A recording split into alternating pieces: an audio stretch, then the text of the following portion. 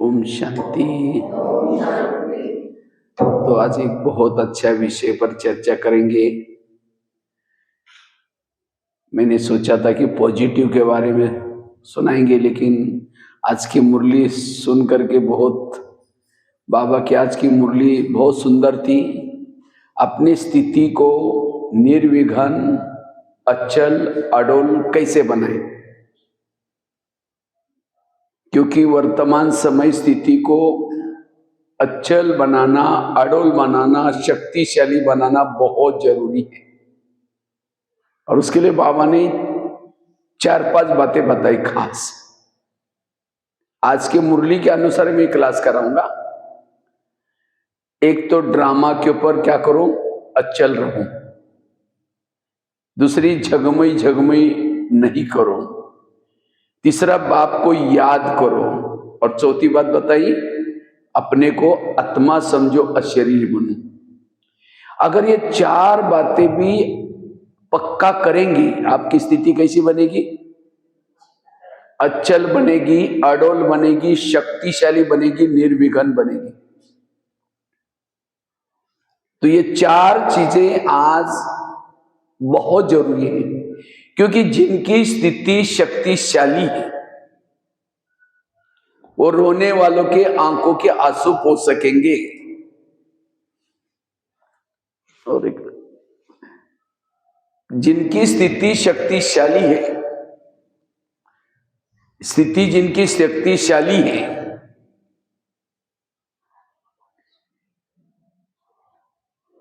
वो वायुमंडल बनाने की सेवा कर सकेंगे। जिनकी स्थिति निर्विघ्न है, शक्तिशाली है, उनका पद ऊंचा होगा। जिनकी स्थिति शक्तिशाली है, निर्विघ्न है, अचल अडोल है, उनको संगम युग का आनंद आएगा। इसलिए वर्तमान समय अपनी स्थिति को शक्तिशाली बनाने के लिए पुरुषार्थ करने की आवश्यकता है। तो सबसे पहले स्थिति को मजबूत बनाने के लिए हमें क्या करना है? झगमुई झगमुई बातों से बचना है, व्यर्थों से बचना है, सदा पॉजिटिव रहना है। झगमुई झगमुई का मतलब किसी के दोष ना देखना, किसी के अवगुण ना देखना। जो किसी के दोष देखता है, अवगुण देखता है, उनकी स्थिति बिगड़ जाती है। क्योंकि दोष देखने से हमारी भावनाएं निगेटिव बन जाती है, वृत्ति निगेटिव बन जाते हैं, दृष्टि निगेटिव बन जाती है। और जो किसी के दोष देखता है, परमात्मा उसको प्यार नहीं करता। और माताएं थोड़े ज्यादा करते हैं, झगमुई झगमुई। भाई लोग भी करते हैं, माताएं ज्यादा करते हैं, क्योंकि माताओं में सहन शक्ति ज्यादा है, कम है? हाँ, माताएं ज्यादा सहन करती है, लेकिन सहन की भी बातें अपने तक नहीं रखेगी, पड़ोस ने कुछ जगह सुनाएगी। पति ने कुछ बोला, सास ने कुछ बोला, उसी समय थप्पड़ थोड़ी मारेंगे, चुप तो बैठेगी। लेकिन जैसा पति खेती में चला गया या ऑफिस में चला गया, पड़ोसने के पास जाकर के बैठेगी, फिर के खाना खाया, और ये क्या खाओ, मेरे पति ने बड़ा घमासान किया, वो कहेगी मेरा भी कोई कमाई क्या? वो अपने पति की सुना रहे, अपने सास की सुना रहे, अपने बेटे की सुना रहे, पति की सुना रहे। इसको कहते झगमुई झगमुई। फिर वो जाते जाते क्या बोलेगी? मैं कभी कभी धमकाती हूं, तुम भी कम नहीं करना, नहीं तो सिर पर बैठेगा, अभी से कंट्रोल में रख। वो बातें सुन के आई, सारा दिन याद रहता है मुझे धमकाना है, शाम को आएगा धमकाऊंगी। जब शाम को आता है, पानी मांगता है, कैसे देंगे? ले, तेरे को हाथ नहीं, गुस्से से पानी दिया, खाना गुस्से से बनाया, स्थिति। इसलिए वो पति मेरे साथ जो भी कुछ करता है, जो भी मेरे साथ कुछ हो रहे हैं, ये मेरे पिछले जन्मों का हिसाब है। अगर मुझे डांट रहा है, मुझे कुछ बोल रहे हैं, ये मेरे पिछले जन्मों का हिसाब है। जिस दिन डांटा, कुछ बोला, तो क्या करो, योग में बैठेंगे बाबा को, बाबा आज आपने बहुत अच्छा मेरा हिसाब किताब चुकता कराया, धन्यवाद। कल भी बोलना कि अच्छी तरह डांट लेना, क्योंकि मेरे को हिसाब किताब चुकता करके जल्दी जाना है। वो क्या बनाया, उस बात को पॉजिटिव बनाया। पर चिंतन करने से और ही स्थिति बिगड़ गई, फिर दुआएं नहीं देंगे। आज था ना मुरली में, सकाश देना, दुआएं देना, स्लोगन था। सकाश कौन दे सकता है, दुआएं कौन दे सकता है, शुभ भावना कौन दे सकता है? जो कर्म गति को समझता है। आज मुझे जो पति मिला है, मेरे वो बच्चे मिले, मेरा जो पड़ोसनी मिली है, ये मेरे पिछले जन्मों के कर्मों के आधार से मिले। कोई मुझे देने के लिए है, कोई मेरे से लेने के लिए है। समझो कोई सास है, बहू को तंग कर रहे, परेशान कर रहे, बहू को तनाव टेंशन आ रहा है। अगर वो सास और बहू का पिछला जन्म दिखाई तो आज जो बहू है पिछले जन्म में इसकी सास थी, और जो सास है वो कौन थी, बहू थी। इसीलिए कहते ना सास भी कभी बहू थी। इस कर्म गति को समझ करके उन बातों को पॉजिटिव बनाना और झगमुई झगमुई से बचना, व्यर्थों से बचना। अब किसी के घर में जाओ, उनके बच्चे भी बैठे, बाप भी बैठा है, बच्चों को कहेंगे बच्चा ठीक नहीं, नालायक है, ऐसा है वैसा है। अब बाप को कहेंगे आप बहुत अच्छे हैं, आप कितने अच्छे हैं। बाप कहेगा पहले तुम यहां से भाग जाओ, तुमने मेरे बच्चों की गिलानी की तो मेरे को अच्छा बोलता है। क्योंकि हर माँ बाप को अपने बच्चे प्यारे होते हैं, बच्चे लूले हो, लंगड़े हो, कैसे भी हो। सारा दिन कहेंगे वो बहन ऐसे, भाई ऐसा है, वो भाभी ऐसे, पड़ोसी ऐसे, सारा दिन जगमुई जगमुई कहेंगे। और शाम को योग में बैठेंगे, मीठे बाबा, प्यारे बाबा, शांति के सागर, दया के सागर। बाबा कहेगा मैं भूल गया था कि मुझे याद दिला रहे, पहले तुम यहां से भाग जाओ। झगमुई झगमुई करने वालों को प्रभु प्यार नहीं करेगा, उसका योग भी नहीं लगेगा। इसलिए अगर मुझे स्थिति को निर्विघ्न बनाना है, शक्तिशाली बनाना है, पर चिंतन से बचना। जो परचिंतन करता है, झगमई झगमई करता है, ना सुख का अनुभव करता, ना शांति का अनुभव करता है। एक शिष्य था, गुरु जी के पास जाता है, भगवान के पास जाता है, कहता है भगवान मैं जीवन में आगे बढ़ना चाहता हूं, मैं अपनी तरक्की करना चाहता हूं, उन्नति करना चाहता हूं। भगवान ने कहा ठीक है, उसके लिए मैं क्या करता हूं, तुमको वरदान देता हूं और साथ में 2 थैले देता हूं। एक थैले को पीछे रखना, पीठ के पीछे, और दूसरे थैले को आगे रखना।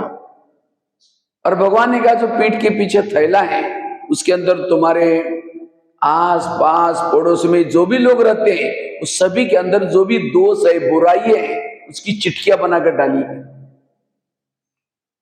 लेकिन भगवान ने कहा उस थैले को बांध करके पीछे रखना, पीठ के पीछे। और आगे वाला जो थैला है, तुम्हारे अंदर जो बुराई है, तुम जिद्दी हो, किसी की नहीं मानते हो, गुस्सा करते हो, तुम्हारे जो भी दोष है वो आगे वाले थैले में डाला है।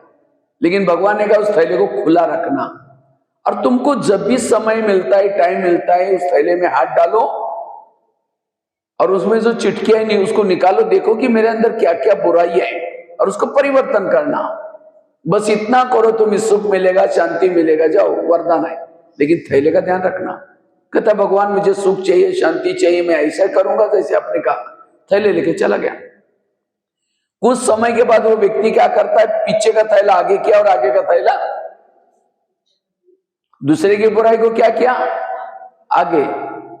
और उसको खोल करके देखता, अच्छा फलाना ऐसा है, ये ऐसा है। खुद तो चिंतन करता है, दूसरों को भी बुला करके कहता है तुमको पता है वो व्यक्ति ऐसा है, वो ऐसा करता है।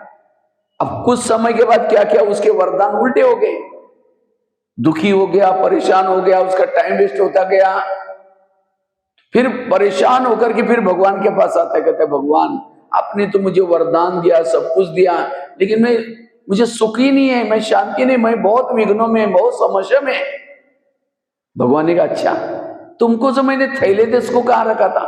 कहता भगवान ये मेरे से कई बार भूल हो गई, मैंने पीछे का थैला आगे किया था। भगवान ने कहा यही तुम्हारे दुखों का कारण है।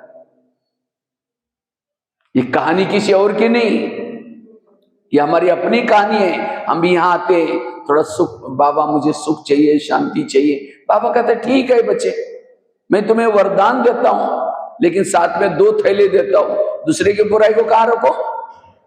पीछे। पीछे की स्थिति तो दिखाई तो नहीं पड़ती ना, और अपनी बुराई को क्या रखो? आगे। लेकिन हम बाहर जाकर के क्या करते? चेंज कर ले। इसलिए आज से अगर मुझे सुख चाहिए, मुझे शांति चाहिए, मुझे आत्मचिंतन करना है, परमात्मा चिंतन करना है, मुझे अपने आप को, अवस्था को अच्छी बनानी है, शक्तिशाली बनाना है, इस थैले का ध्यान रखना। कभी भी किसी के दोष ना देखो, ना किसी को सुनाओ, पर चिंतन से बचे रहो। ये जगमुई जगमुई, अगर यहां कभी कभी कहीं क्या करते हैं, ये आश्रम में आने वालों के ही दोष देखना शुरू करते हैं। इतना ही नहीं, कई बार पढ़ाने वालों के भी दोष देखना शुरू करते हैं, बहनों के भी दोष देखना शुरू करते हैं। अरे वो ऐसी है, वो ऐसी है। और इससे हमारी स्थिति, पुरुषार्थ में विघ्न पैदा होते हैं, इससे हमारी अवस्था बिगड़ जाती है। इसलिए अगर स्थिति को मजबूत शक्तिशाली बनाना है, किसी के भी दोष ना देखो। कभी कभी बाबा कहते हैं मेरे अच्छे अच्छे बच्चे थे, ज्ञान योग करते थे, लेकिन आज है ही नहीं, चले गए। कहां गए? उन्होंने यहां किसी के दोष देखे, इसीलिए वो चले गए। पुरुषार्थ में विघ्नों का कारण है यह पर चिंतन, पर दर्शन। इसलिए स्थिति को मजबूत बनाना है, पर चिंतन से बचना है। एक सत्संग चलता था, सब ध्यान से सुन रहे ना, मैं देख रहा हूं कई तो आंखें बंद कर रहे। माता ताली बजा थोड़ी जोर से। ठीक है, यहां आकर के, यहां रहने के आने के बाद भी एब्सेंट रहेंगे। माया कहेगी अरे ये तो माउंट आबू से भाई आया मेरा राज्य गंवाने के लिए, इसीलिए माया क्या करेगी, फिर आलस का संजीवनी बूटी सूंघा करके सुला देगी। अगर यहां आंखें बंद किए तो कान भी बंद है। अब जिसके आंखें बंद, कान बंद, वो कुछ सुना ही नहीं, फिर जैसे संस्कार थे वैसे करेंगे। इसीलिए बीच बीच में कोई बात अच्छी लगे तो ताली बजाना जरूर, ठीक है, तो उमंग से सुनना। तो एक सत्संग चलता था, ध्यान से सुनना। उस सत्संग में बहुत सारे लोग आते थे। तो एक दिन एक शिष्य ने गुरुजी को कहा, गुरुजी मुझे एक वरदान चाहिए। तो गुरुजी ने कहा क्या वरदान चाहिए? कहते हैं मेरे बारे में सबके दिल में क्या चलता है ये जानना चाहता हूं। तो गुरुजी ने कहा ठीक है, मैं तुम्हें वरदान देता हूं, साथ में 2 थैले देता हूं, एक छड़ी देता हूं। छड़ी मतलब मांत्रिक डंडा देता हूं। जब भी तुम्हारे बारे में सबके दिल में क्या चलता है वो जानना है, ये छड़ी को दिल में रखो, उस व्यक्ति का नाम लो, पता चलेगा। तो छड़ी दी, वरदान दी, शिष्य चला गया। अचानक शिष्य को याद आता है पहले मैं गुरुजी की चेकिंग करता हूं, गुरुजी के अंदर मेरे बारे में क्या चलता है। तो रुक करके क्या करता है, छड़ी को दिल में लगाता है, गुरुजी का नाम लिया। जैसे गुरुजी का नाम लिया, छड़ी थोड़ी काली हो गई। जब छड़ी काली हो गई, शिष्य को लगता रे ये गुरुजी हैं और गुरुजी के अंदर मेरे बारे में कालापन है, उनको गुरुजी बना करके फायदा क्या? आश्रम में आना बंद किया। 1 दिन हो गया, 2 दिन हो गया, महीना हुआ, 6 महीना हुआ। तो एक दिन गुरुजी ने उनकी चेयर देखी, जगह देखी, अरे ये कई दिनों से खाली है, ये गया कहां? तो गुरुजी क्या करते, उनके घर में पहुंच गए और घर में जाकर के कहते क्या जी आजकल आप सत्संग में नहीं आते? नहीं जी गुरुजी आजकल थोड़ा मेहमान आते हैं तो तबियत खराब है, आजकल कोरोना काल चल रहे हैं। गुरुजी ने कहा 6 साल से आश्रम में आते थे, आंधी आए, तूफान आए, कुछ भी हो जाए, नहीं गुरुजी नहीं, जरूर कुछ बात है। कहा कि गुरुजी आपके अंदर मेरे बारे में कालापन है, इसलिए मैं नहीं आता हूं। तो गुरुजी ने कहा अच्छा ये बात है क्या, लेकिन तुमने देखा कि तुम्हारे अंदर औरों के बारे में कितना कालापन है? कहा कि नहीं देखा। देखो, शिष्य ने छड़ी को दिल में रखा, अपना नाम लिया, पूरी छड़ी काली हो गई, थोड़ी सी सफेद बन रही थी। गुरु जी की कितनी काली थी? थोड़ी सी काली थी, लेकिन शिष्य ने जब अपनी देखी पूरी काली, थोड़ी सी सफेद बन रही थी, तो अपनी काली देकर के शर्म आई, सिर झुकाया शर्म के मारे में। तो गुरुजी ने कहा कोई बात नहीं, मैं खुद भी जब आश्रम में आया था, मेरी भी छड़ी पूरी काली थी, लेकिन मैंने तपस्या करके, सेवा करके, दान पुण्य करते सारी सफेद हो गई। अभी थोड़ी बाकी है, वो तो मैं अभी कर ही रहा हूं, मैं भी तो इंसान हूं ना, वो तो अभी मैं कर रहा हूं, निकल जाएगी। लेकिन तुम मेरे को देख करके आश्रम में नहीं आओगे, जो तुम्हारी 6 महीने से सफेद बन रहे वो भी काली हो जाएगी।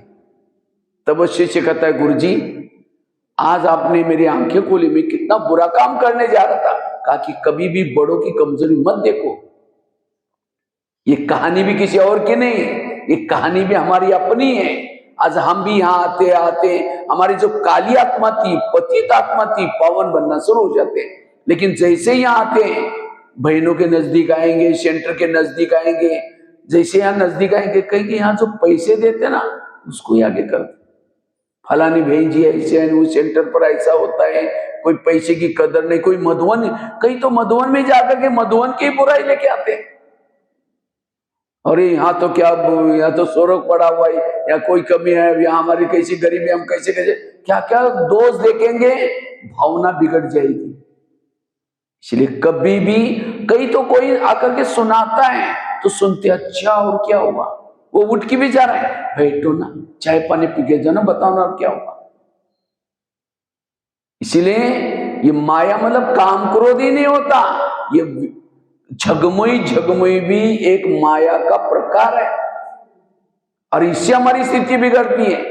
नहीं तो कहते ना, आए थे हरि भजन करने के लिए, उठने लगे कपास।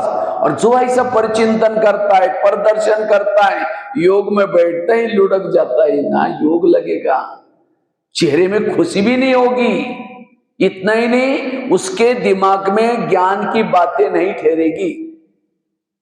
जो ज्ञान की बातें पूछेंगे, आज की मुरली क्या थी, बड़ी अच्छी थी, एक पॉइंट तो बताओ, बहुत अच्छी थी, वो इसके दिमाग, सरस्वती कहां बैठी है, कहां बैठी है, हंस के ऊपर बैठी है ना, हंस अर्थात अंदर बाहर स्वच्छ। इसलिए बाबा ने ड्रेस भी कैसा दिए है।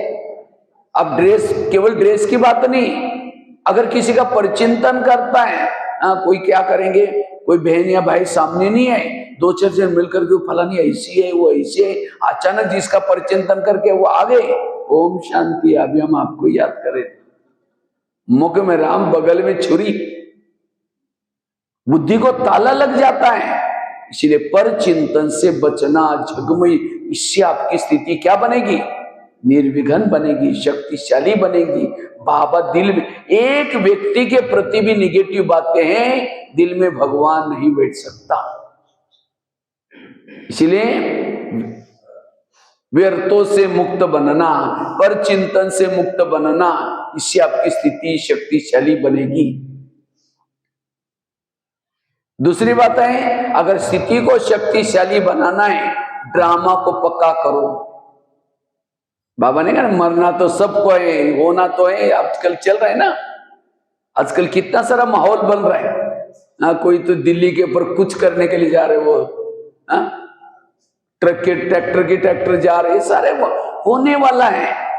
भारत का तो विनाश, दुनिया में तो बॉम्ब गिरेंगे, भारत में बॉम्ब नहीं गिरेंगे, भारत में आपस में लड़ेंगे, जिसको कहते हैं गृह युद्ध चलेगा। इसीलिए बाबा कहते हैं तैयार, ये सब देख करके निगेटिव से नहीं सोचो, अरे ये क्यों करते हैं, कैसे, ये तो होना ही है। बाबा कहते ना तुम्हारे लिए ये सब तैयारी कर रहे हैं, इसलिए अपने आप को तैयार रखो, ड्रामा को पक्का करो। कई कई तो क्या करते हैं, ड्रामा की बात पॉइंट पक्के नहीं है, इसीलिए स्थिति बिगाड़ते हैं। मेरा पति ऐसा है, मेरी सास ऐसे, कोई कैसा नहीं, सब अच्छे हैं। तो सभी को अपना अपना ड्रामा पसंद आया, या कई कहते हैं क्या बाबा मेरा ड्रामा बनाया, पति भी ठीक नहीं है, सास भी झगड़ा करती है, पड़ोसी भी झगड़ा करते हैं, बच्चे भी ठीक नहीं, मेरा शरीर भी बीमार है, इसलिए मेरा ड्रामा थोड़ा बदल दो। क्योंकि बाबा तो डायरेक्टर है, आप एक्टर है। अगर आपको पसंद है तो बाबा बदल भी देगा। तो किसको किसको अपना ड्रामा बदलना है, हाथ खड़ा करो। क्योंकि कल मैं मधुबन में जाने वाला हूं, मैं कहूंगा बाबा मैं एक तरावड़ी कोई गांव है वहां गया था, वहां कुछ लोगों ने कहा कि मेरा ड्रामा बदलना है, उनकी स्थिति बिगड़ रही है। तो बाबा ड्रामा बदल भी देगा। किसमें किसको बदलना है, हाथ खड़ा करो। अच्छा, एक माता जी को बदलना है। अच्छा, जिनको पसंद है, नहीं बाबा मेरा ड्रामा एकदम ओके, वो हाथ खड़ा करो। मरा हुआ हाथ।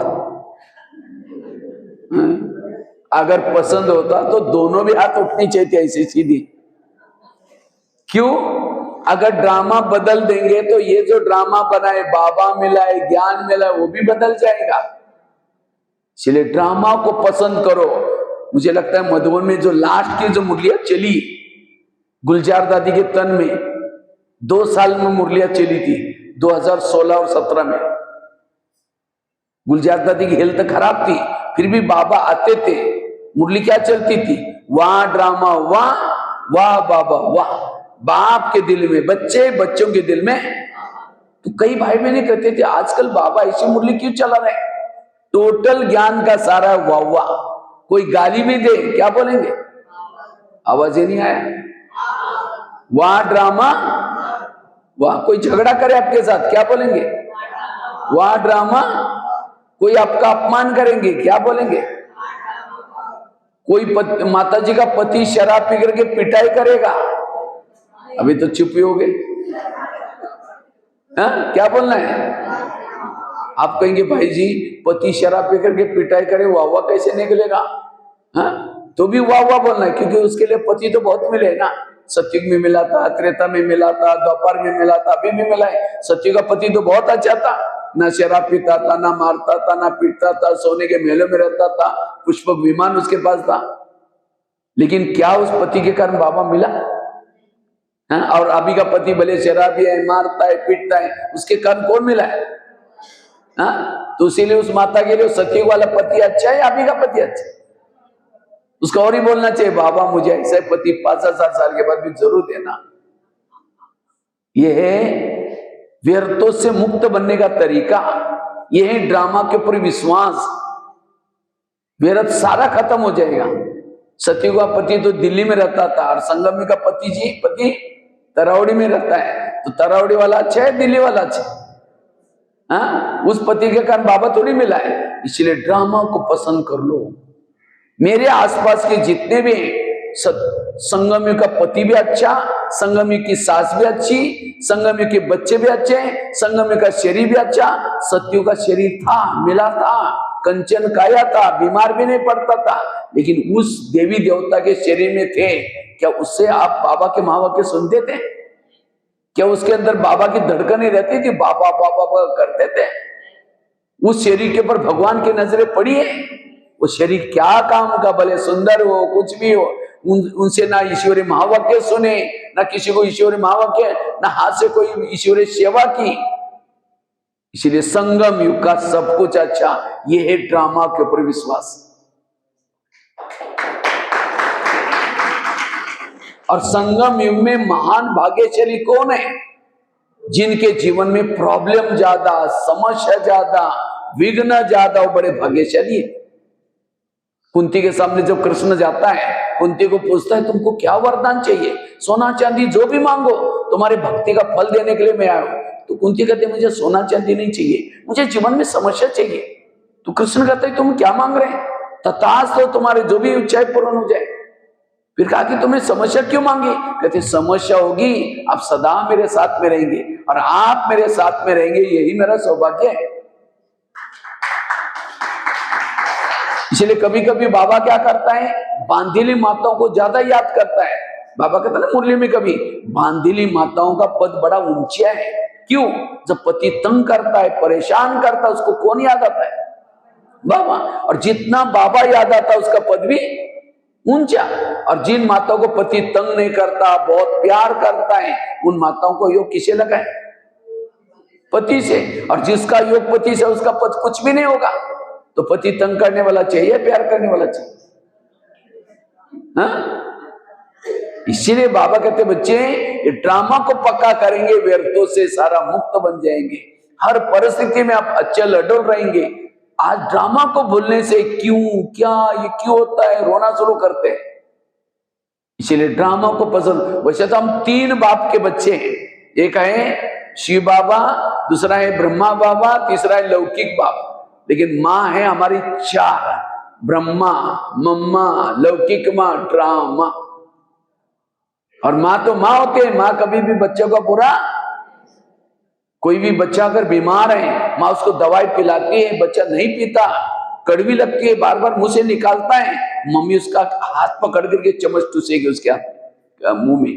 तंग नहीं करें, उसका प्यार, अगर कड़वी दवाई जाएगी कई बीमारियां ठीक हो जाएगी। इसी तरह कई बार हम नहीं चाहते कि ड्रामा में कोई कड़वी बातें, विघ्न वाली बातें आए, लेकिन बाबा उन ड्रामा की बातों को रिपीट करता है। क्यों? क्योंकि उसी कड़वी बातों के पीछे कल्याण है। तो जो भी सामने कोई बातें आती हैं, उस समय हलचल में नहीं आना, ड्रामा ने लाई मतलब उसमें कल्याण है। इसलिए जो ड्रामा को पसंद करता है उसकी स्थिति निर्विघ्न रहेगी, अचल अडोल रहेगी, शक्तिशाली रहेगी। जिसको ड्रामा को याद आए, कोई भी विघ्न उसको समस्या के रूप में नहीं आ सकता। इसलिए ड्रामा को पसंद करना। तीसरी बात है, अगर स्थिति को अचल अडोल बनाना है, शक्तिशाली बनाना है, उसके लिए आत्मा का पाठ, अशरीरी बनने का पाठ, आत्माभिमानी बनने का पाठ पक्का करना है। बाबा ने कितनी बार बार, सबसे पहला ही आज का सेंटेंस था, मीठे बच्चे क्या करो, विधेयी बन करके विधेयी बाप को याद करो, तब बैटरी क्या हो जाएगी, चार्ज हो जाएगी। क्योंकि जो आत्मा के स्वरूप में रहता है उसके जीवन में गुण और शक्ति आती। देहवान वालों के अंदर शक्तियां नहीं आती। जो आत्मा के स्वरूप में रहता है, जिसके शरीर में आत्मा का दीपक जागृत है, वहां कोई भी विकार रूपी भूत नहीं रह सकता। भूत कहां रहता है? अंधेरे में। भूत डरता किसे? लाइट से। इसलिए आत्मा का दीपक सदा जलाकर रखो। मैं आत्मा हूं, ये आत्मा है, ये आत्मा। ब्रह्मा बाबा ने कितना पाठ पक्का किया। इसलिए अगर स्थिति को शक्तिशाली बनाना चाहते हो, ये आत्माभिमानी बनो। आत्माभिमानी स्थिति वालों को किसी के भी दोष दिखाई नहीं पड़ते। जितना आत्माभिमानी स्थिति में रहेंगे, मन एकाग्र होता। रात को सोए, योग लगा रहेगा। रास्ते में चल रहे, योग लगा रहेगा। आत्माभिमानी स्थिति में रहने से परमात्मा याद आएगा, परम धाम याद आएगा। इसलिए अगर स्थिति को शक्तिशाली बनाना है, ये आत्मा का पाठ हमें क्या करना है? पक्का करना है।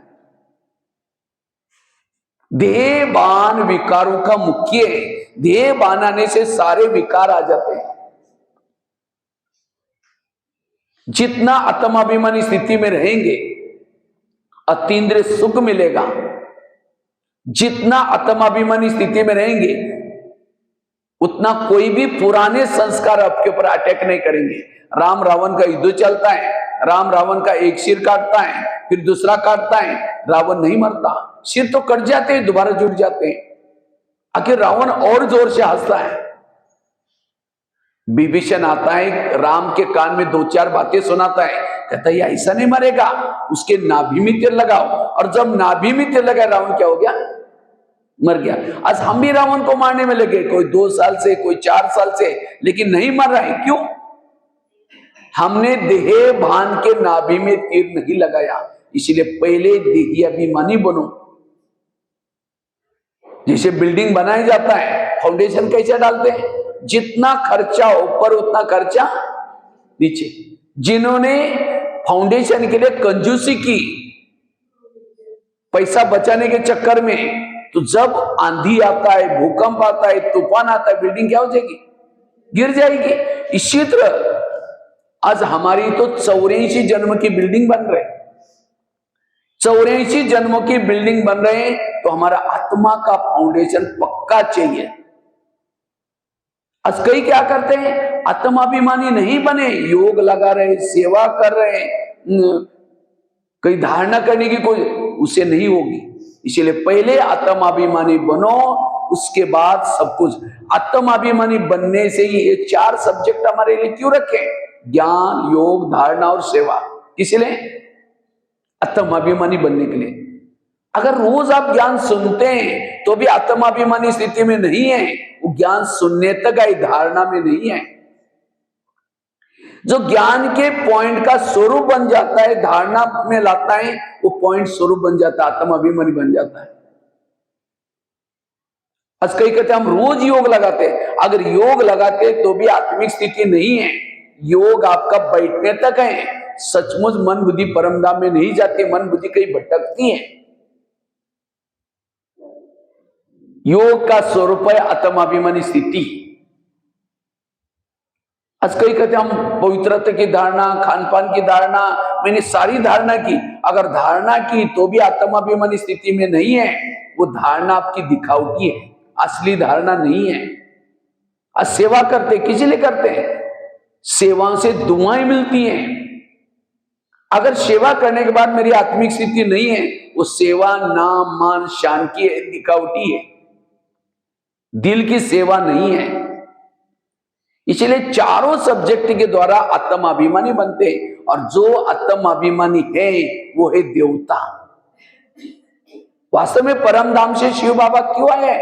हमें आत्माभिमानी बनाने के लिए आए हैं। ये कलयुग आया, क्यों आया? हम देह भान में आने से कलयुग आ गया। इस कलयुग का सतयुग कब बनेगा? जब हम आत्माभिमानी बनेंगे। सारे इस ब्रह्मा कुमारी का ज्ञान का सारा है, आत्माभिमानी बनो। ये पहला लेसन पक्का करो, और जिन्होंने इस पहले लेसन को पक्का किया, ये ब्राह्मण जीवन हीरे के समान अनुभव होगा। आपको सतयुग में जाने का भी दिल नहीं करेगा। आत्माभिमानी वाले को वो सर्दी, गर्मी, मान, अपमान, निंदा, सभी में अचट अडोल रहेगा। स्थिति मजबूत रहेगी, शक्तिशाली। वो रात में सोया है, योग लगा रहेगा, रास्ते में चल रहा है, उसको विनाश का डर नहीं लगेगा, कोई भी बातों का। आज कई ब्राह्मणों के जीवन में प्रॉब्लम है। क्या प्रॉब्लम है? योग नहीं लगता, संस्कार नहीं बदलते, सहन नहीं होता। सबका कारण आपका खुद का देहभान। अभी तक आपने पहला लेसन नहीं किया, इसीलिए आपको ये सारे बातें हो रहे। इसीलिए बाकी सारे बातों को छोड़ करके बार बार मैं आत्मा हूं, मैं आत्मा हूं, इसका अभ्यास करो। और अंतिम समय याद रखना, जो विनाश के पेपर आएंगे, खान पान के पेपर आएंगे, प्रकृति के पेपर आएंगे, इतनी सर्दी बढ़ेगी जो मुश्किल हो जाएगा रहना। खान पान के पेपर आएंगे, इविल सोल्स के पेपर आएंगे, इविल सोल में प्रवेश करेंगे। तो सभी पेपरों में पास होने के लिए आत्मा का पाठ पक्का चाहिए। इसलिए अभी बाबा कितना रोज की मुरली में, बच्चे आत्माभिमानी बनो, बच्चे ये पाठ पक्का करो, लेकिन हाँ हमारा इसका तरफ ध्यान नहीं है। अगर दुनिया के शास्त्र इकट्ठे करो, ग्रंथ इकट्ठे करो, एक पहाड़ बन जाएगा, लेकिन उसे हुआ कुछ नहीं। जैसे जैसे शास्त्र पढ़ते गए, बढ़ते गए, मंदिरें बनती गई, विकार बढ़ते गए, आखिर परमात्मा को गीता में कहा था उस प्रमाण आना पड़ा, यदा यदा ही धर्म शिक्षण, और आया। और क्या बताया? बच्चे तुम आत्मा हो। बस इतना एक पहला बात बताई, इसी से सारी दुनिया बदल गई।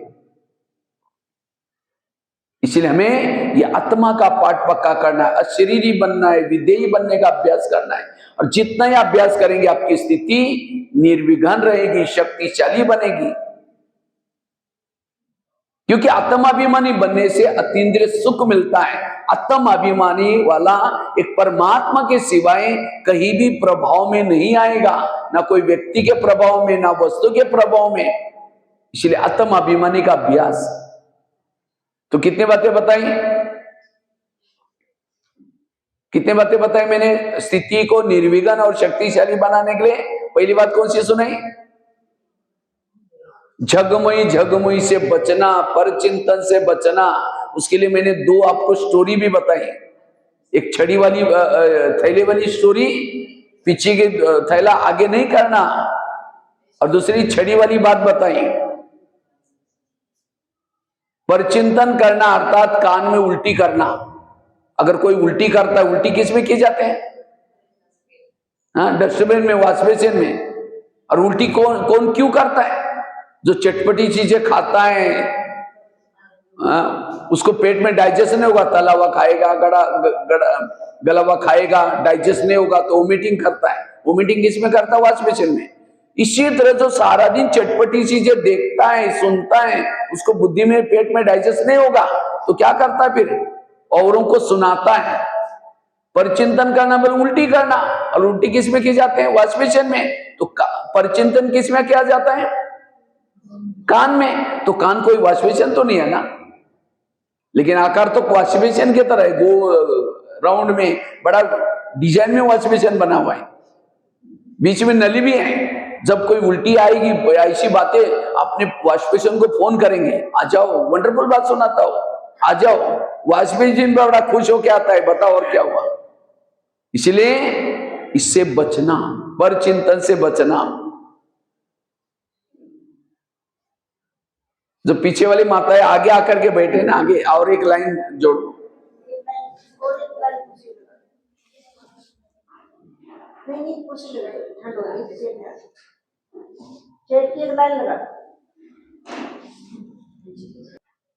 तो बात चल रही थी,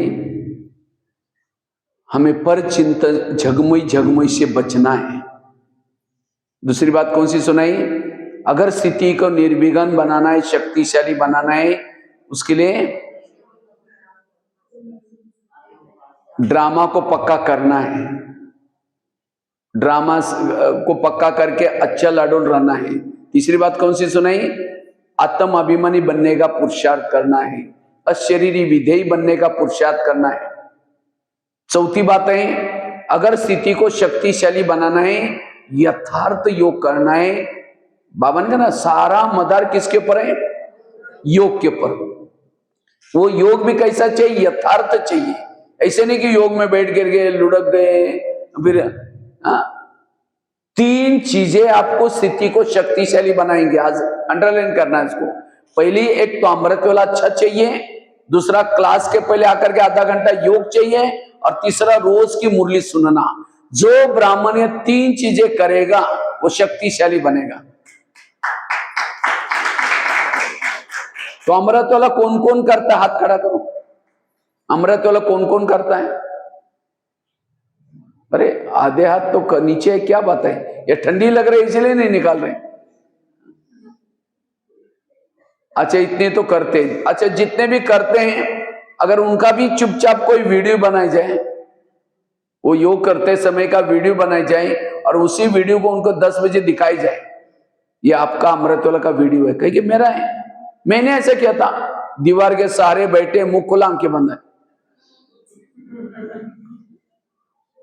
हाँ, 2 बार मच्छर अंदर भी गया और बाहर भी गया, पता भी नहीं चला।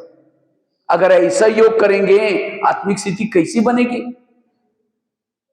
अब जब देह भान है तो सारा दिन ये ऐसा करता है, फलाना ऐसा करता है, परचिंतन करेंगे, दोष देखेंगे। इसलिए अमृत वेला अच्छी करो। और केवल उठ करके बैठना भी पर्याप्त नहीं। अब समझो कोई मेहमान को घर में बुलाओ, मेहमान बहुत बड़ा है, लेकिन आपका प्यार है इसलिए 10 काम छोड़ के आए आपके घर में, लेकिन वो आने से पहले दरवाजे खिड़की लगा करके सो जाओ। वो बेल बजा रहे, घंटी बजा रहे, दरवाजा नहीं खोलो, उसको कैसा लगेगा? अरे ये तो कैसे लोग हैं, मैं 10 काम छोड़ के आया और इनका काम से आया और इन्होंने दरवाजा बंद किया, वो चला जाएगा। फिर फोन करो, क्या बात आप आई नहीं? क्योंकि मैं आया था, बेल बजाई थी, घंटी बजाई थी, लेकिन आप दरवाजा अंदर ही थे, दरवाजा नहीं खोला, इसलिए मैं जा रहा हूं। नहीं नहीं प्लीज आओ। फिर आधे रास्ते से वापिस आया, फिर फोन करो, फिर दरवाजा बंद किया, फिर दोबारा फोन करो, कहीं कभी नहीं आऊंगा। इसी तरह अमृतवाला हम उठेंगे और बाबा को निमंत्रण देंगे, मीठे बाबा, प्यारे बाबा, आ जाओ, हम आपसे बातें करनी करनी। आंखें बंद करके, कई तो दिन में ही लुढ़क जाते हैं अमृतवाला, पता नहीं क्या करते होंगे। ये है बेहोश स्थिति, बेहोश। इसलिए अमृत वेला होश में बैठो। और गिनते क्या? हम रोज योग करते। अब कैसे बैठते हैं? आंखें खोल करके बैठो। कई क्या करते, आंखें खुली भी है, कोई मेहमान घर में आया, उसके चेहरे की तरफ देखते रहो, मुस्कुराते रहो। वो कह के फोन क्यों किया था, बातें तो करो ऐसे। फिर बीच में घड़ी में भी देखो, कब तक देखना है अभी इनको। तो कई क्या करते हैं, अमृत वाला उठ करके बाबा के फोटो की तरफ देखते रहेंगे, फिर देखेंगे और कितना मिनट देखना है, फिर अच्छा ये केवल मिनट देखने से योग हो जाएगा। बातें करो, मन बुद्धि परमधाम में जानी चाहिए। अगर मन बुद्धि यहां ही है, देख रहे घड़ी की तरफ देख रहे, वो योग में गिना थोड़ी जाएगा। और इसीलिए फिर जब योग ठीक न होने के कारण फिर हम कई मोबाइल की तरफ आकर्षित हो जाते हैं, किसी सुंदरता की तरफ आकर्षित हो जाते हैं, कोई वस्तु की तरफ आकर्षित हो जाते हैं। मोह काम क्रोध कैसे खत्म होगा? इसलिए विधि से योग लगाना। अमृत वेला अच्छी तरह योग करो। एक कुमारी ने मुझे क्वेश्चन पूछा, कहते भाई साहब मैं अमृत वेला उठती हूं लेकिन परमधाम में नहीं जाती हूं। हमने कहा क्यों? कहते उसी समय हमारे घर के ऊपर बहुत अंधेरा होता है। तो एक कुमार कहता है भाई साहब मैं अमृत वेला उठता हूं, अमृत वेला उठता ही नहीं। हमने कहा क्यों? कहते नींद ही नहीं खुलती।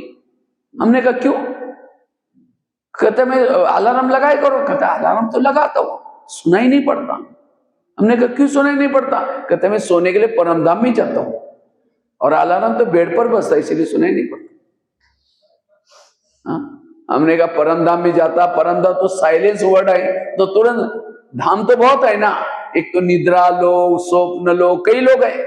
अगर सचमुच कोई परमधाम में जाता सुनाई पड़ता। इसलिए बाबा कहते बच्चे रोज अमृत वाला योग करो, आंखें खोल करके करो, झुटके वाला योग नहीं करो। बाबा कहता है मैं रोज तुम्हारे घर में आता हूं। बाबा आपके घर में आता है, दिखाई पड़ता है? दिखाई पड़ता है?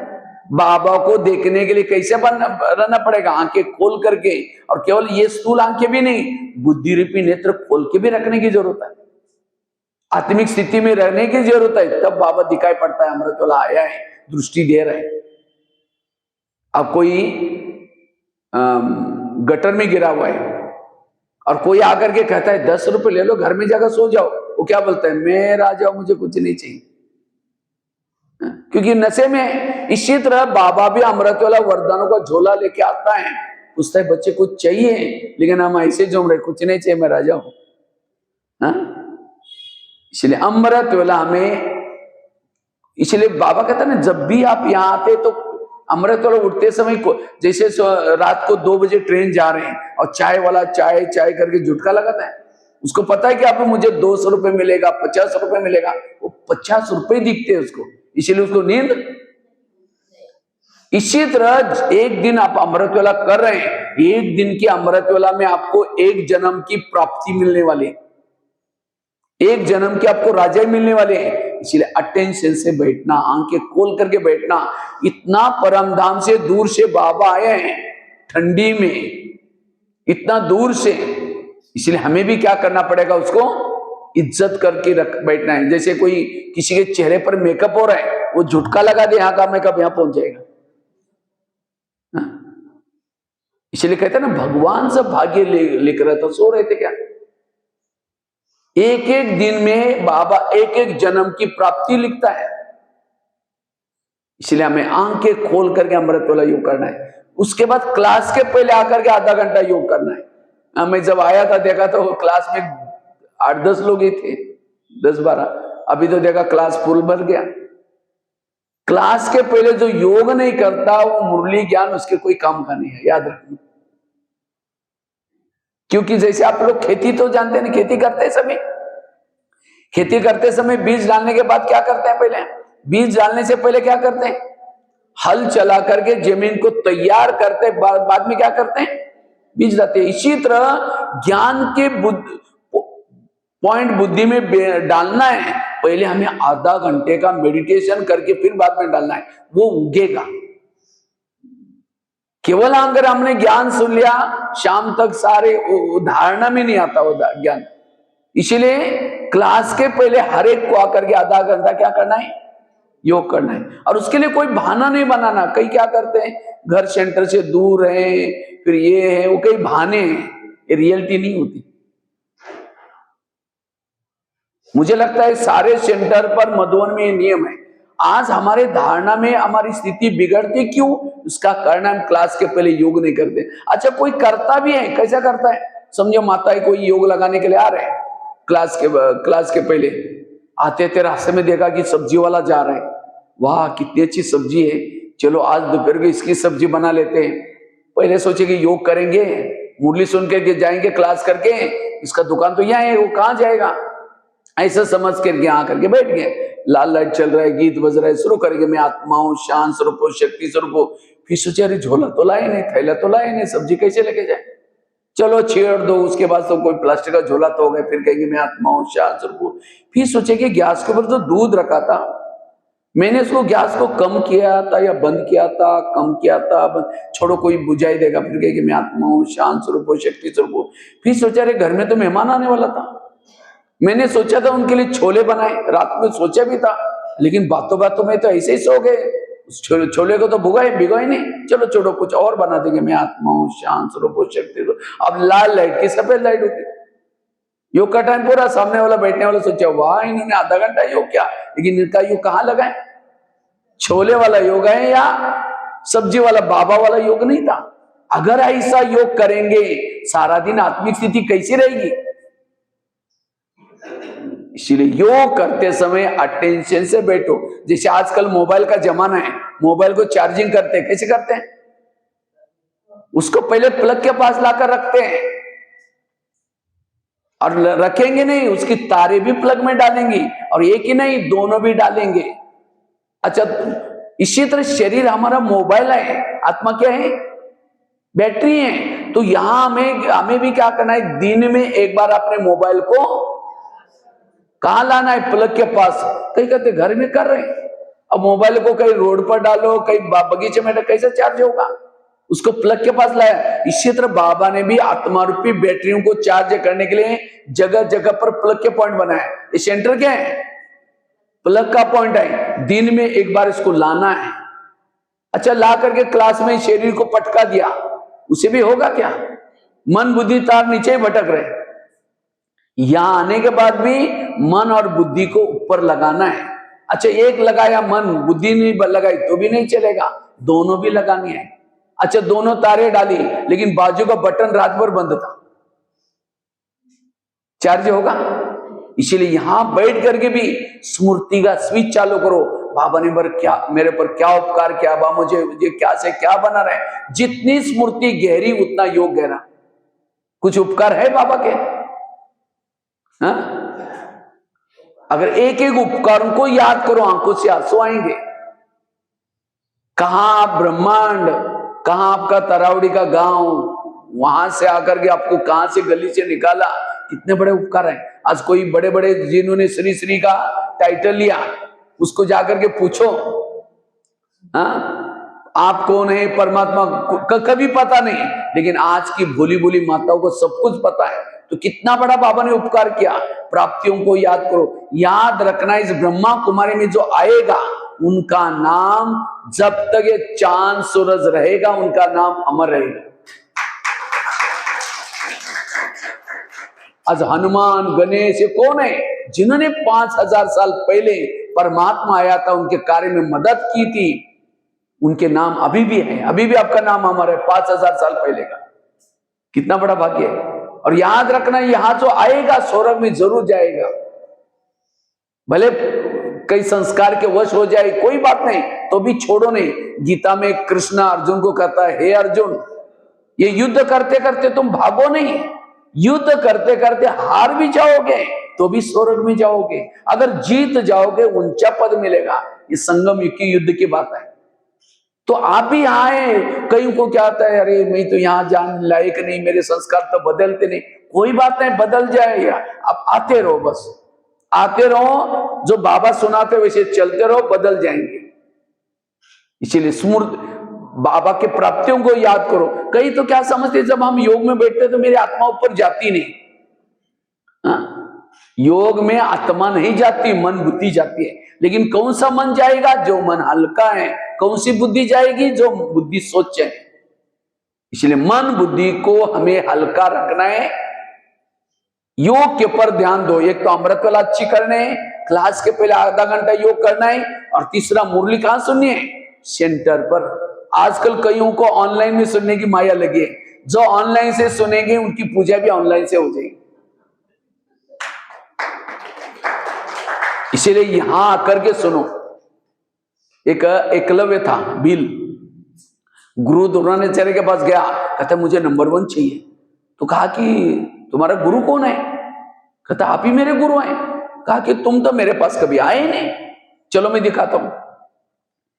तो गुरु द्रोणाचार्य ने को क्या किया, एकलव्य ने एक जंगल में लेके गए और पुतला दिखाई, देखो अभी तो मेरे गुरु है। तो भी उसको नंबर 1 नहीं दिया। नंबर 1 किसको दिया? अर्जुन को। क्यों? अर्जुन सामने सीखा था, गुरु के सामने, और वो कहां सीखा था? पुतले के सामने। इसी तरह peace of mind TV, Facebook, WhatsApp, YouTube, इसमें शिवानी बहन के क्लासेस, महारती के क्लासेस सुनकर के होशियार तो बनेंगे, नंबर 1 नहीं आएंगे। नंबर 1 बनना है, सेंटर पर आना है, यहां आकर के मुरली सुननी है। वो भी भले सुनो, जैसे बच्चे स्कूल में जाते हैं और जब भी टाइम है तो क्या करते हैं? ट्यूशन लगाते हैं, वो है ट्यूशन। इसलिए हमें वो भी भले सुनना, लेकिन वो भी क्या सुनना है? आजकल यूट्यूब में भी माया घुसी है। आजकल कई ऐसे ग्रुप बने उल्टे सुल्टे, क्योंकि संस्था देखते इतनी तरक्की करे, कई तो अपना व्यूअर्स बनाने के लिए क्या करते हैं? चटपटी टॉपिक लिख देते हैं, कई भटका देंगे, मुश्किल से बाबा मिला हुआ है। इसीलिए कोशिश करके क्लास भी वही सुनो जो मधुबन में चलते हैं। ऐसे नहीं कि किसी भी ग्रुप के, किसी की लैंग्वेज अच्छी लगी, भाषा लगी, शक्ल अच्छी लगी, किसी भी सुनते रहो, नहीं। जो मधुबन में श्रीमद प्रमाण जो क्लासेस सुनते हैं वही सुनो। नहीं तो आजकल कई भाई बहने भटक रहे। बाबा कभी कभी कहते थे आगे चल करके ब्राह्मणों का झाड़ हिलेगा, तो कभी कभी हम सोचते थे ब्राह्मणों का झाड़ कैसा हिलेगा? अचानक कोरोना काल आ गया, ब्राह्मणों का जो भोजन मुरली बंद हो गई। अब धीरे धीरे क्या हो गया, फिर भी बहनों ने इतनी हिम्मत करके वो ऑनलाइन के द्वारा देना शुरू कर दिया ज्ञान क्या बातें, लेकिन उसके बाद ठीक हो गया। तो कईयों को क्या लग रहा है, वही अच्छा लगने लगा। और रिक्शे के लिए खर्चा करो, वहां से सवेरे इसे अपना घर में छोक लगाओ, ये करो, सब कुछ करो, यही मुरली सुनो। मुरली तो सुनिए, यहाँ आने के तो बहन जी कहेगी भंडारी में डालो, ये डालो, इसे अच्छा अपना घर में सुनो। सत्युग में तो जाना है, लेकिन वो आत्मा सत्युग में नहीं जा सकेगी। जो ब्राह्मणों के संगठन में नहीं आते, भले आएगी लेकिन त्रेतायुग में कहीं लास्ट में आएगी, ऊंच पद नहीं मिलेगा। सीता अकेली बैठी है, रो भी रहे हैं, राम को याद भी करे, और गोप गोपिका संगठन में राज कर रहे कृष्ण के साथ। जो यहाँ संगठन में बैठ करके जो मुरली सुनते हैं वो सत्युग वाली आत्माएं हैं, और जो मजबूरी से वहां सुनते हैं वो सब, इसलिए यहां आकर के सुनना है। और जो ब्राह्मण ये 3 चीजें करता है, अमृत वाला अच्छी करता है, क्लास के पहले योग अच्छा करता है, मुरली रोज सुनता है, उनकी स्थिति निर्विघ्न शक्तिशाली है, वो अचल अडोल रहते हैं। इसलिए स्थिति को शक्तिशाली बनाने के लिए ये योग के ऊपर अटेंशन देने की जरूरत है, विधि से योग लगाने की जरूरत है। और लास्ट की एक बात सुना करके पूरा करता हूं मैं। अगर स्थिति को, क्योंकि आज का टॉपिक क्या है, स्थिति को निर्विघ्न शक्तिशाली अचल अडोल बनाने का पुरुषार्थ क्या क्या है। तो पहली बात कौन सा पुरुषार्थ बताया? पर चिंतन से बचना, किसी के भी दोष ना देखना, झगमुई झगमुई ना करना। उसके लिए 2 एग्जाम्पल मैंने आपको सुनाई थी। दूसरी बात कौन सी सुनाई? ड्रामा के ऊपर अचल अडोल होकर के रहना। ड्रामा में जो भी मेरे सामने आ रहा है उसमें कल्याण है, मुझे सोचने की कोई जरूरत नहीं। यह है भगवान के ऊपर भरोसा। ड्रामा के ऊपर विश्वास अर्थात भगवान के ऊपर भरोसा, स्वयं के ऊपर विश्वास, वो अचल अडोल है। तीसरी बात कौन सी सुनाई? अगर स्थिति को शक्तिशाली बनाना है, उसके लिए अशरीरी बनने का, विधेयी बनने का, निराकारी स्थिति में स्थित रहने का पुरुषार्थ। और चौथी बात कौन सी सुनाई? उसके लिए हमें 3 चीजें करनी है। एक अमृत वाला का योग, दूसरा क्लास के पहले योग, और तीसरा मुरली। और ये कितना जरूरी है, एक एग्जाम्पल से आपको सुनाता हूं। 2 महिलाएं थी। एक महिला रहती थी 2 मंजिल पर, दूसरी रहती थी नीचे के मंजिल पर। 2 मंजिल वाली महिला क्या करते, रोज अपने घर की खिड़की से पड़ोसनी के छत पर देखते हैं। अब पड़ोसनी क्या करते हैं, रोज वहां छत पर कपड़े सुखाते हैं, उसके कपड़े देकर के पति को बुलाती है, कहती इसको कोई अक्ल नहीं, कितने गंदे कपड़े, कितने मैले कपड़े, जाओ पूछ के आओ वो क्या साबुन लगाती होंगी, क्या सर्फ लगाती होगी। पति कुछ नहीं बोलता, रोज बुला करके कहते जाओ पूछ के आओ। एक दिन जब उसने उसी खिड़की से देखा तो पड़ोसनी के कपड़े गंदे अच्छे दिखने लगे, रोज तो गंदे दिखते थे। फिर पति को बुलाया, कहते आज इसको कैसे अक्ल आ गई, कितना अच्छा तो लाएगा, जाओ पूछ के आओ कौन सा साबुन बदली, क्या सर्फ लगाया। पति धीरे से मुस्कुराता और कहता है आज सवेरे सवेरे मैंने अपने घर के खिड़की के कांच शीशे साफ किए, उनके शीशे गंदे थे इसीलिए कपड़े कैसे दिखते थे। अब दोष क्या खुद का या पड़ोसनी का है, खुद का दोष। इसी तरह जिस दिन सेंटर पर नहीं आएंगे, अमृत वाला नहीं करेंगे, मुरली नहीं सुनेंगे, क्लास के पहले योग नहीं करेंगे, तो आपकी बुद्धि रूपी खिड़की कैसी रहेगी, गंदी। और उसी गंदी खिड़की बुद्धि से जिसको भी देखेंगे सब गलत दिखता है। फिर कहते इसको सुधरना चाहिए, इसको बदलना चाहिए, इसको ये करना चाहिए। सुधरना उसको नहीं, सुधरना आपको, आपकी खिड़कियां गंदी है, ये सर प्रॉब्लम दिखाई पड़ रहे हैं। इसीलिए रोज यहाँ आओ, अपने खिड़की को क्या करो, साफ करो। तो कौन कौन खिड़की साफ करता है, हाथ खड़ा करो रोज। थोड़े लोग करते हैं खिड़की मतलब घर की खिड़की की बात नहीं। हाँ, कई रोज अमृत वाला जो करते हैं, क्लास के पहले योग करते हैं, मुरली सुनते हैं, वो खिड़की साफ। कहीं को लगता है खिड़की मतलब घर की खिड़की की बात नहीं, इसलिए भाई लोग तो किसी ने हाथ नहीं खड़ा किया। भाई सोचते हैं कि हम माता ही तो खिड़की के हाथ कर, हम क्या करते हैं। अभी मैं नेपाल में गया था, 3 दिन की भट्टी थी, तो मैंने पहले दिन ये बात सुनाई, तो दूसरे दिन 2-4 माता आई नहीं क्लास में, तीसरे दिन आई। बहनों ने कहा कल क्यों नहीं आए थे, कहते परसों भैया ने कहा ना खिड़कियां साफ करो, हम सारा दिन कल खिड़कियां साफ करेंगे। कई बार ज्ञान के पॉइंट को भी हम क्या करते हैं, उल्टा ले लेते हैं। हाँ, एक भाई ज्ञान में चलता था 1 साल से, एक बार होटल में गया और समोसा मंगाए। समोसे जानते हैं ना, मैदे को बेल करके आलू का मसाला भरते हैं, तलते उसको समोसा कहते हैं। तो 1 किलो समोसा मंगाया, तो मैदे का छिलका ऊपर का फेंकता और मसाला ही खाता है सिर्फ। तो मैनेजर देखता रहा, मैदा का छिलका फेंक रहा है और मसाला खा रहा है। फिर पूछा तुम मैदा पसंद नहीं करते हो, कहता पसंद तो करता हूं, लेकिन आजकल मैं ब्रह्मा कुमारी आश्रम में जाता हूं, उन्होंने कहा कि बाहर का नहीं खाना है, इसलिए बाहर का निकाल करके अंदर का खा रहा हूं। बाहर का मतलब दूसरे का हाथ का बना हुआ। इसीलिए होटल पर भी बोर्ड लिखा है, क्या लिखा है, होटल, हो सके तो सेटल। सिनेमा, कई बार कई मुरली में बाबा कहते बच्चे तुम आत्मा भाई भाई हो। तो कई माताएं समझी युगल ज्ञान में चल रहे पति पत्नी, तो पत्नी पति को क्या कहते हैं, भाई जी चलो क्लास में चलो तो मुरली पूरी हो जाएगी। अगर यही कोई पड़ोस नहीं सुनेगी तो अपने पति को भाई जी बोलते हैं। अब कभी जाकर उनको ज्ञान सुनाओ, हमारा ज्ञान बहुत अच्छा, आप चलो ना, कहेंगे हमको टाइम ही नहीं। उनको टाइम है, आने की इच्छा है, उनको लगता है अगर इनके ज्ञान में चलेंगे, जैसे इन्होंने अपने पति को भाई जी बनाया, हमको भी ऐसे करना पड़ेगा, इसलिए नहीं आएंगे, ये भी क्या होगी। इसीलिए बाबा का उसके पीछे का राज क्या है ये समझो। भक्ति कोई गलत नहीं, भक्ति बहुत अच्छी है, लेकिन भक्ति को लोगों ने क्या किया, उल्टा किया। कहते हैं घर घर में लक्ष्मी आएगी, लक्ष्मी आने के लिए क्या करते हैं, साफ सफाई करते हैं, और क्या करते हैं, दीपक जलाते हैं, और क्या करते हैं, लिपाई। लक्ष्मी आई, अब लक्ष्मी आएगी कैसी, लक्ष्मी का वाहन है उल्लू, और पूरा शहर घर में लाइट लगाएंगे तो उल्लू को तो दिखाई नहीं पड़ेगा लाइट में। तो कौन सा दीपक, आत्मा का दीपक जलाना। कौन सी सफाई, मन के अंदर ईर्ष्या गणना, कहा कुछ किया कुछ। इसीलिए रोज अपने खिड़की को क्या करो, साफ करो। 4 बातें बताई, और लास्ट की 5वीं बात सुना करके मैं पूरा करता हूं। अगर मुझे स्थिति को निर्विघ्न बनाना है, शक्तिशाली बनाना है, अपने संकल्प सकारात्मक रखो, पॉजिटिव रखो, कभी भी व्यर्थ नहीं सोचो।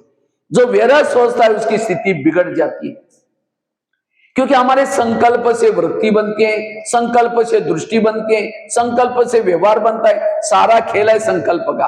अगर मेरे संकल्प ही निगेटिव, मेरा सब कुछ निगेटिव।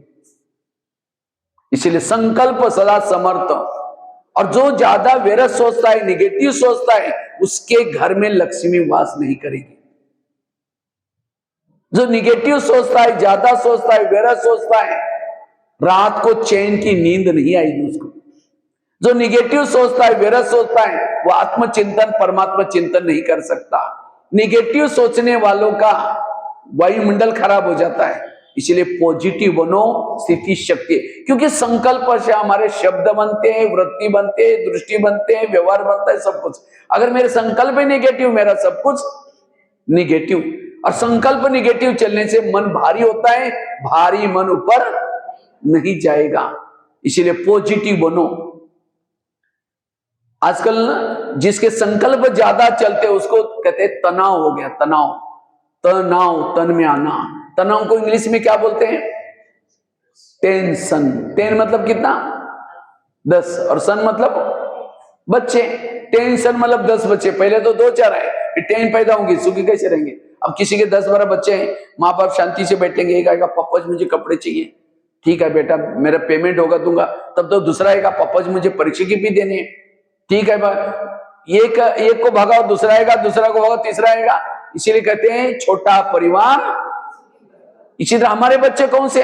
अनेक संकल्प, विकल्प, इच्छाएं बहुत पैदा करेंगे, और शाम को योग में बैठेंगे, वही संकल्प आपको हिलाते रहेंगे। पापा जी, एक को भगाओ, दूसरा कहेगा पापा जी योग लगेगा ही नहीं। हाँ, योग में बैठे, लाल लाइट चल रहे, गीत बज रहे, ठीक है मैं आत्मा हूं। फिर कहेंगे मेरा उन्होंने क्यों बोला? फिर कहेंगे ठीक है कोई बात नहीं मैं आत्मा हूं। फिर कहेंगे 15 दिन पहले भी तो बोला था। फिर कहेंगे ठीक है मैं आत्मा। फिर कहेंगे चलो ठीक है, सबके बीच में क्यों बोला? ये व्यर्थ की इतनी स्पीड होती है, एक को निकाल दलदल में फंसते जाते। इसीलिए व्यर्थों से बचे रहो, पॉजिटिव बनो। व्यर्थ सोचने वालों का दिमाग गर्म हो जाता है, और जिसका दिमाग गर्म होता है उसके दिमाग में केमिकल उतरते हैं, शरीर की बीमारियां होती है। और जितने भी 70% लोगों को बीमारी हो रहे हैं, क्यों हो रहे हैं? निगेटिव सोचने से, व्यर्थ सोचने से। इसीलिए कहते हैं ना, जिसका पाव गरम, पेट नरम, दिमाग ठंडा, उस घर में कोई डॉक्टर है उसको मार दो डंडा। पांव को गरम रखो, पेट को नरम रखो, और दिमाग को। लेकिन आजकल उल्टा होता है, पांव रहते ठंडे और दिमाग रहता है। आज किसी को पेट की बीमारी होती है, ईर्ष्या वाले विचार चलाने वालों को पेट की बीमारी होती है। इसलिए कहते हैं ना, तो मेरे को देख करके तुम्हारे पेट में जलन होता है क्या? आज किसी को दूर का कम दिखता है, दूसरे की बुराई को आंखें फाड़ फाड़ के देखेंगे। जो आंखें फाड़ता है, बड़ी बड़ी करता है, आंखों की पुतली पल जाते हैं। आज किसी का ब्लड प्रेशर बढ़ गया, बीती हुई बातों को याद किया, बीपी हाई होगी। आज किसी को स्पॉन्डिलाइटिस होता है, रास्ते में जा रहे सब्जी लाने के लिए जा रहे मार्केट में, देखिए वो क्या करती है, वो क्या करता है, इधर उधर देखने वालों को स्पॉन्डिलाइटिस होता है। फिर कहेंगे डॉक्टर जी मेरे गले में कुछ अकड़न हो रहे हैं, तो डॉक्टर कहता है, चेक करता है, कहता आपको स्पॉन्डिलाइटिस हुआ, इसका इलाज करके डॉक्टर एक बड़ा सा पट्टा लगाते हैं। जब गले में पट्टा लगेगा 6 महीना ना इधर देखेंगे ना इधर देखेंगे, सीधा देखते चलना पड़ेगा। आज किसी को शुगर होते हैं, शुगर कोई मीठा खाने से नहीं होती, शुगर का कारण है निगेटिव विचार। क्या क्या टेंशन? मैं इसकी सास हूं, मैं इसका पति हूं, मैं इस घर का मालिक हूं, मैं इसकी मां हूं, इसको मैंने पढ़ाया लिखाया, छोटे से बड़ा क्या, जब इसकी शादी भी अपनी पत्नी का मनता है, मुझे नहीं पूछता। ऐसे टेंशन से ऐसे केमिकल उतरते, शुगर हो जाते। जब शुगर होगी तो क्या करेंगे? मीठा खाना बंद करेंगे, टेंशन में आना बंद नहीं करेंगे। इसलिए अपने सोच को कम चलाओ, positive. No question, no correction, no quotation, no opposition. मन चुप। आकाश के चंद्रमा को पानी में देखना है तो पानी कैसा चाहिए? स्थिर चाहिए। परम धाम के परमात्मा को मन में देखना है, मन आपका स्थिर चाहिए। यहां हमको क्या मिलता है? यहां आपको विचार मिलते हैं। विचार आत्मा का भोजन है। आज टीवी खोलो निगेटिव, अखबार खोलो निगेटिव, किसी के पास जाकर के बैठो निगेटिव। ये सत्संग में आपको क्या मिलते हैं? विचार। और जितना विचार आपके पॉजिटिव हैं, विकारों से मुक्त बन जाएंगे। ये विकार क्यों पैदा हो गए? निगेटिव विचारों से विकार पैदा होते हैं। इसलिए वर्तमान समय हमें क्या करना है? अपने आप को पॉजिटिव बनाना है। पॉजिटिव वाला सदा सुखी है, निगेटिव वाला सदा दुखी है। आज किसी को ब्रेन हेमरेज होता है, किसी को अस्थमा होता है, दमा। क्यों? कोई भी बातों को पेट में दबा कर रखता है। क्या हुआ? कुछ नहीं हुआ। अरे बताओ क्या? नहीं नहीं कुछ नहीं हुआ। हुआ बहुत कुछ है, दबा कर रखेंगे। दमे का प्रॉब्लम। किसी को ज्वाइंट पेन होते हैं गुस्सा करने से। शरीर की सारी बीमारियों का कारण है मन के निगेटिव विचार। 3 प्रकार के रोग होते हैं। एक होता है मन का रोग, दूसरा होता है तन का रोग, तीसरा है सामाजिक रोग। आज आपके इस गांव में हॉस्पिटल तो बहुत खोले होंगे, लेकिन मन को ठीक करने वाले कोई हॉस्पिटल है? इसलिए सेंटर क्या है? ब्रह्मा कुमारी का केंद्र मन को ठीक करने वाला हॉस्पिटल है। एक समय आएगा लोगों की लाइन लगेगी यहां, क्योंकि वो डॉक्टर दवाई देता है, वहां से दबाता है, कहीं और से निकलते, क्योंकि टेंशन तो दूर हुआ ही नहीं। इसलिए पॉजिटिव रहो, सकारात्मक रहो। तो मैं खुद निगेटिव हूं या पॉजिटिव, कैसा पता चलेगा? मैं खुद निगेटिव हूं या पॉजिटिव? सामने से कोई व्यक्ति आ रहे हैं, उसको देखते हैं रास्ता काट रहे हैं, आप निगेटिव हैं। अगर आपके पति की कोई महिमा कर रहा है, तुम्हारा पति तो बड़ा अच्छा है, तेरे को क्या पता वो क्या है, मैं ही जानती हूं, निगेटिव है। अगर कोई सास की महिमा करता है, अरे तुम्हारी सास तो बड़ी देवी है, अरे वो क्या है, बुढ़िया, मैं ही जानती हूं, निगेटिव है। एक व्यक्ति के प्रति भी आप निगेटिव हैं, आपके दिल में भगवान नहीं बैठ सकता। इसलिए पॉजिटिव बनो। आजकल लोग, डॉक्टर क्या कहते हैं? टेंशन में नहीं आओ, खुश रहो। लेकिन आजकल लोग खुश होने के लिए क्या करते हैं? लाफिंग क्लब में जाते हैं, हाथ ऊपर करेंगे, हाँ हाँ हाँ करेंगे, घर में आते पत्नी का मुंह देखते ही चेहरा डाउन हो गया। इसलिए सदा खुश रहने के लिए डॉक्टर और भी एक सजेशन देते हैं। क्या करते हैं? कहते कड़वी चीजें खाना पसंद करो, आपकी हेल्थ बड़ी अच्छी हो जाएगी। इसलिए आजकल लोग ज्यादा करेले की सब्जी, मेथी के लड्डू, क्या क्या पता नहीं, करेले की सब्जी खाने से थोड़ी ठीक होगा। जीवन में आने वाली कड़वी बातों को डाइजेस्ट करो। ये एक करेले। पति ने मुझे तंग किया, सास ने मुझे, तो भी पॉजिटिव बनना, ये एक करेले। और जो इसे करेले डाइजेस्ट करता है वो हेल्दी, वेल्दी और हैप्पी। तो पॉजिटिव बनने के लिए हम क्या करें? उसके लिए एक ही घटना मैं आपको सुनाता हूं। पॉजिटिव बनने के लिए कर्म गति को याद रखो। जो कर्म गति को याद रखता है, कभी भी निगेटिव विचार नहीं चलेंगे।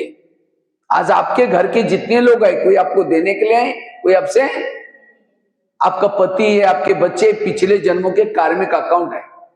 एक छोटी सी स्टोरी से मैं आपको, एक आगरा में एक पति पत्नी रहते थे, बहुत गरीब थे, झोपड़पट्टी में रहते थे। उनके पास एक मेहमान आया। वैसा मेहमान दिल्ली में खरीदारी करने के हिसाब से आया था, लेकिन जब वो दिल्ली में आया था दुकान बंद थे।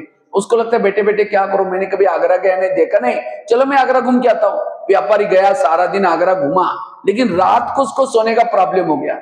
जिस होटल में जाता था, जहां भी जाता था, सब कहते भाई हमारे होटल बुक है। अब उसको लगता रात को कहां सो जाऊं, अगर कहीं बस स्टैंड पर सो जाओ बैग चोरी हो जाएगी, स्टेशन पर सो जाओ तो भी चोरी हो जाएगी। तो अचानक उसको याद है मेरी गरीब पति पत्नी, चलो उनके पास जाता हूँ। रिक्शा करके गया, खाना खाया, बातें की, सब कुछ की। सोने से पहले उसने अपनी बैग खोली, कपड़े चेंज करने थे। तो गरीब की पत्नी की नजर बैग में गई, देखा इसके पास 50 के, 100 के, 500 के बहुत सारे बंडल है। अगर उसको लगता है 2-4 बंडल मिल जाए, गरीबी दूर हो जाएगी। रात भर नींद नहीं आई, 12-1 बजे बाहर गई, बड़ा सा पत्थर लाते हैं, सीधा पत्थर उसके सिर में मारते हैं। उसका तो मर्डर हो गया। पति की नींद खुली, पति कहते ये क्या हो गया? कहता अब हमारी गरीबी दूर होगी। कई बात किसी पुलिस वालों को पता चलेगा, लोगों को कहते किसी को पता ही नहीं चलने देंगे, इस मुर्दे को आप जमुना नदी में डाल देते हैं। रात को 2 बजे उसको मुर्दे में को डाल के आए जमुना नदी में, वापिस आए, घर में देखा खून ही खून लगा था। रातों रात साफ किया। उन्होंने खून के दाग तो साफ किया, लेकिन कर्मों के दाग को कोई साफ नहीं मिटा सकता। इसलिए भजन है ना, कर्म का लेका मिटे न रे भाई, लाख करे कोई चतुर है। उन्होंने उसी पैसे से एक प्लॉट लिया, मकान बनाया, दुकान खोला, गहने बनाई, गाड़ी खरीदी, उनकी गरीबी दूर हो गई। लेकिन बच्चे नहीं थे, दोनों ही थे। कुछ साल के बाद एक बच्चा हो गया, और एक ही था, खिलाया पिलाया, कलेक्टर बनना जितना पढ़ाया। अचानक उसको टाइफाइड हो गया। तो उनको लगता है इस बच्चे को कुछ नहीं हो जाए, बड़े से हॉस्पिटल में इलाज किया, बहुत खर्चा हुआ, गहने बेचे, डॉक्टर की फी दी, दुकान चालू किया तो उसको भी बंद किया, और बड़े हॉस्पिटल में दिखा तो भी बच्चा ठीक नहीं हुआ, गाड़ी बेची, बच्चे का इलाज किया तो भी बच्चा, लास्ट में मकान भी बेचा। झोपड़पट्टी में चले गए। तो एक दिन वो बच्चा कहता है, पापा जी अपने को जो मिला था पैसा खत्म हो गया, मैं जा रहा हूँ। बच्चा मर गया। तो बच्चा कौन था? वो जिस व्यापारी को मारा था उसकी आत्मा पैसा लेने के लिए आती है। ये है कर्मों का डंडा। कर्मों का डंडा लगता है, आवाज नहीं आता। ये मैंने आपको क्यों सुनाया? आज माँ बाप ने होटल नहीं देखा, पैसा इकट्ठा किया, और बच्चा कोई ऐसा पैदा हुआ है, गलत संगत में जा रहे हैं, नशा कर रहे हैं, माँ बाप को टेंशन आ रहे हैं। वो बच्चा कौन है? आपके पिछले जन्मों का हिस्सा। और ये ज्ञान नहीं है, इसलिए आज निगेटिव सोचते हैं, ये क्यों हो रहा है मेरे साथ। ऊपर भी देखे, भगवान तुमने भी आंखें बंद किया क्या? ये मेरे साथ क्या हो रहा है? ये वर्तमान के मेरे प्रॉब्लम मेरे पिछले जन्मों का हिसाब है। किसी ने गाली भी दी, क्या समझो? अच्छा इनका भी बहुत दिन का वाकिदार पूरा हो गया। कभी भी निगेटिव सोच नहीं चलेंगे। इसलिए अपने आप को पॉजिटिव बनाओ, सकारात्मक बनाओ। जो हुआ अच्छा हुआ, जो हो रहा अच्छा। बच्चे ने ग्लास गिराया, इतना गुस्सा करेंगे, तेरे को अक्ल नहीं, तुम कमा के लो तो पता चलेगा। ग्लास था 10 रुपए का, गुस्सा करेंगे, हार्ट में प्रॉब्लम आएगा, 10 लाख रुपए का ऑपरेशन करना पड़ेगा। इसलिए कोई भी घटना के पीछे कल्याण है, इसलिए मन को चुप रखना। जीवन में आने वाली निगेटिव बात को क्या बना दो। अब समझिए यहां से घर में जाएंगे, जाते डांट मिलने वाली है कि हाँ ओम शांति में जाते हैं, अब कमाल कर दे 9-10 बजे तक वहीं बैठे रहा, वहीं जाकर के वहीं खाना का क्या। अब यहाँ तो पॉजिटिव सोचना सीख के गए जा रहे हैं, और वहां जाते हैं इसलिए पहले से पक्का करके जाओ, अब मैं घर में जाऊंगी, जाते मेरी पूजा हो जाएगी। अगर कोई देवी की पूजा हो तो देवी क्या करते हैं? वरदान देते हैं। आपको भी कोई बोलना शुरू करेगा, आप भी क्या दो? वरदान मतलब हंसे नहीं तो और चिढ़ जाएंगे। बड़ी देवी बन के आई, शक्ल जाकर के देख ले आएंगे। मैं मन से कहो कि बाबा इनका कल्याण करना। आज हम कितनी अच्छी अच्छी बातें सुन के आए, आज तो मेरा दिमाग ही हल्का हो गया। अगर ये भी क्लास में होते, उनको कितनी दवाई खानी पड़ती है, डायबिटीज कितनी है, वो आपको बोल रहे हैं, लेकिन आप उनको ऐसे पॉजिटिव। ये है पॉजिटिव। निगेटिव को क्या बना दो? पॉजिटिव। बुराई को भी अच्छाई में बदलना। एक महाराष्ट्र में एक संत थे, तुकाराम महाराज उनका नाम था, बड़े भक्ति करते थे। लोगों ने उसको मना किया, तभी छोड़ा नहीं। एक दिन सभी लोगों ने सोचा इसका मान करेंगे, सवेरे सवेरे उसको पकड़ लिया, गले में सब्जी की माला पहना करके पहना दिया। बैंगन, टमाटर, आलू, मटर, मिर्ची, मुंह काला किया, बाल उतार करके हल्दी लगाई, गधे पर बिठाया, गले में घुमाया, घर के सामने लाया, पत्नी को बुलाया। जब उसकी पत्नी देखते मेरा पति का साथ ऐसा किया, सबको गाली देती है। जब गाली देते तुकाराम महाराज सब्जी की माला दिखा करके कहते हैं इनको गाली क्यों दे रहे हैं? ये लोगों ने अपने लिए 8 दिन के लिए सब्जी ला कर दिए। निगेटिव को क्या बना दिया और कहा इनको गाली मत देना। जब हमारी शादी हुई थी, समय बाराती नहीं निकली थी, ये लोगों ने पूरी गांव में हमारी क्या निकाली? बारात। और कहा इनको गाली मत देना, मेरे सिर में तो फोड़े हो गए थे। ये लोगों ने बाल उतार करके हल्दी लगाई। हल्दी तो एंटीबायोटिक का काम करते हैं। बुराई को क्या बना दिया और कहा इनको गाली मत देना। जब मुझे घुमाने के लिए लेके गए थे, धूप बहुत तेज थी, और तेज धूप में लोगों ने पाँव में कुछ नहीं पहना था, सबके पाँव में छले पड़े होंगे, मुझे कुछ नहीं हुआ, मैं आराम से पर गधे पर बैठा। ये है जीवन जीने की कला। अगर ये 5 चीजें आज से पक्का करेंगे, आप हमेशा अचल अडोल निर्विघ्न और शक्तिशाली बना सकेंगे अपनी स्थिति को। 5 बातें कौन सी बताई? पहली बात बताई, पर चिंतन से बचना। दूसरी बात कौन सी सुनाई? ड्रामा के ऊपर अचल अडोल रहना। तीसरी बात कौन सी बताई? अशरीरी विधेयी आत्मिक स्थिति का अभ्यास करना। चौथी कौन सी बताई? योग को यथार्थ करना। 3 चीजें, रोज खिड़की को अमृतवेला का योग, क्लास के पहले योग, और तीसरा रोज की मुरली सुनना। और 5वीं कौन सी बताई? सदा पॉजिटिव रहना, सकारात्मक रहना। और उसके लिए कर्मों की घुई गति बताई, जो हुआ अच्छा हुआ, निगेटिव को पॉजिटिव। ठीक है। ओम शांति।